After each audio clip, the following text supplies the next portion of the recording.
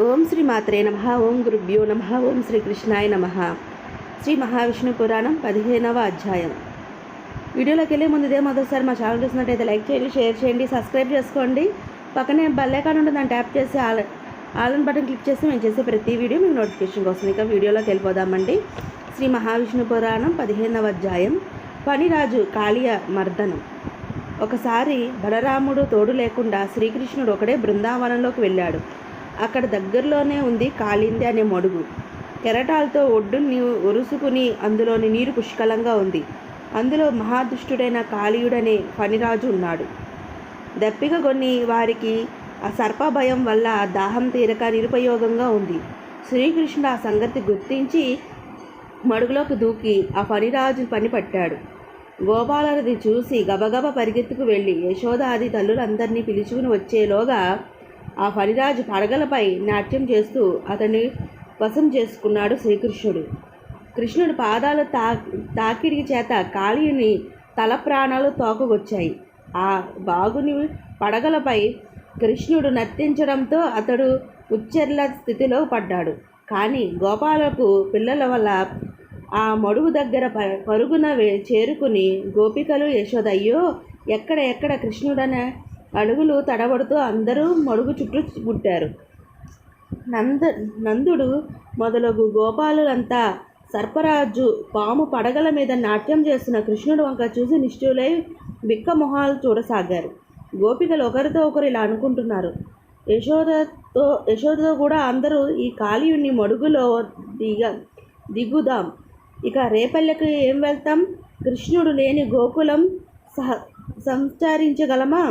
వికసించిన తామర పువ్వు రేకుల్లా ఉండే ఈ మహాత్మ పూర్ణ బాలుని కళ్ళారా చూడక దీనంగా ఆ కళ్ళు లేని గృహములు మనం ఉండగలమా?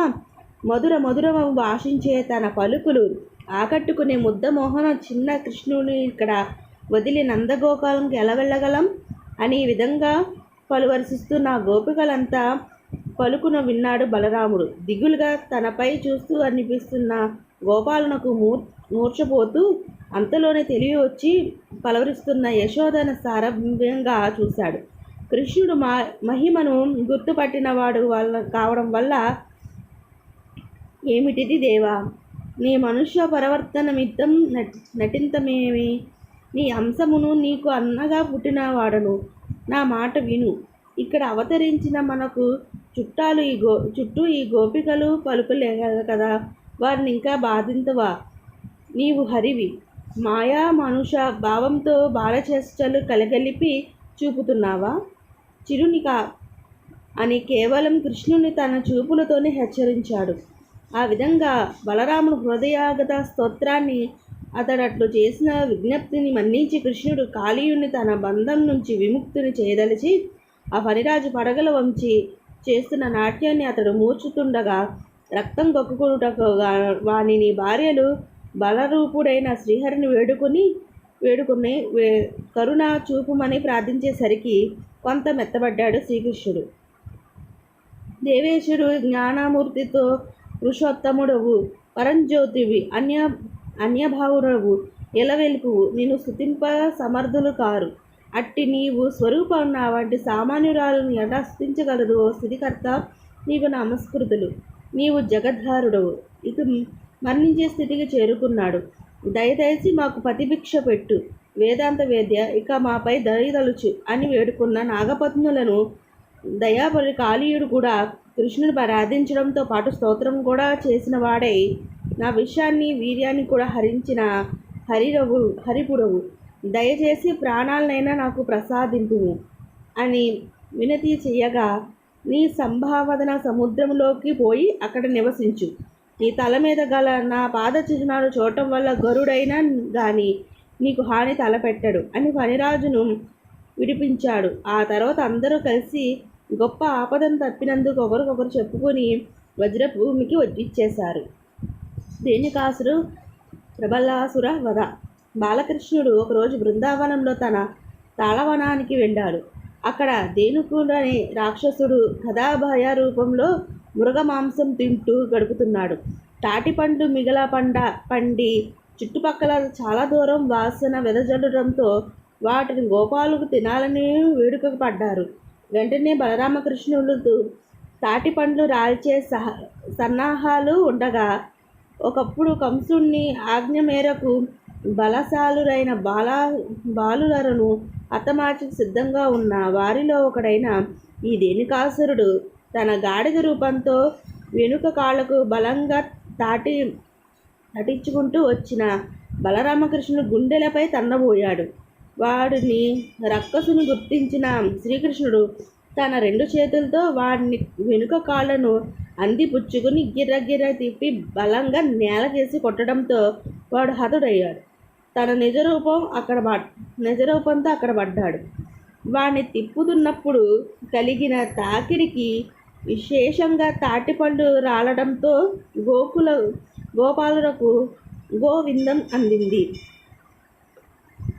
గోవులకు కూడా రక్కసుడి బెడద తప్పింది.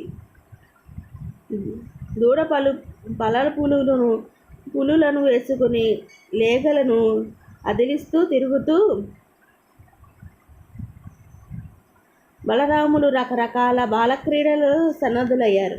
ఒకసారి హరిక్రీడనం అనే ఆట ఆడుతుండగా కంసుని నియమితుడైన ప్రబలాసురుడను శ్రీకృష్ణుడు బలరాములే గొప్ప ప్రతిభాశాలని కనిపెట్టి ప్రభువుని ఆనతి చేత బలరాముని చేజిక్కించుకుని తన వీపుపైకి ఎక్కించుకుని ఆట ప్రకారం ఆడుతూ బాలుని కొంత దూరం మోస్తూ లేడిలా గంతులేస్తూ వెళ్ళాడు. దైవాంశ సంభూతుడైన బలరాముడు అంతకంతకు బరువు తోచడంతో వాడి నిజ రూపంలో బలరాముడు మోయసాగాడు.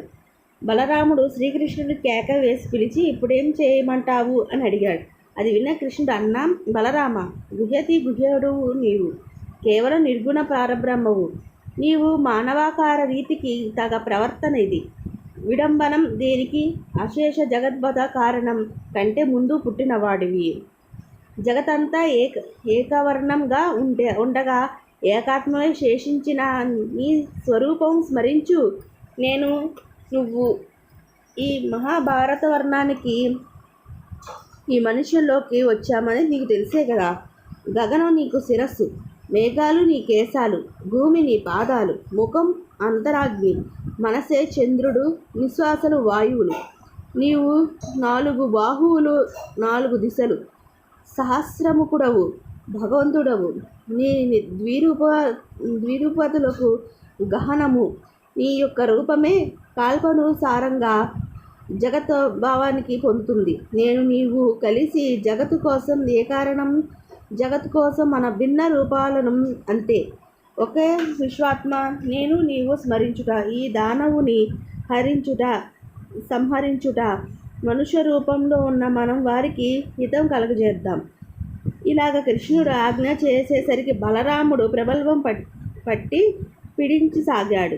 కోపం చేత ఎర్రని వాని కనులు వాని నడినెత్తి మీద పిడుగులతో పొడిచాడు.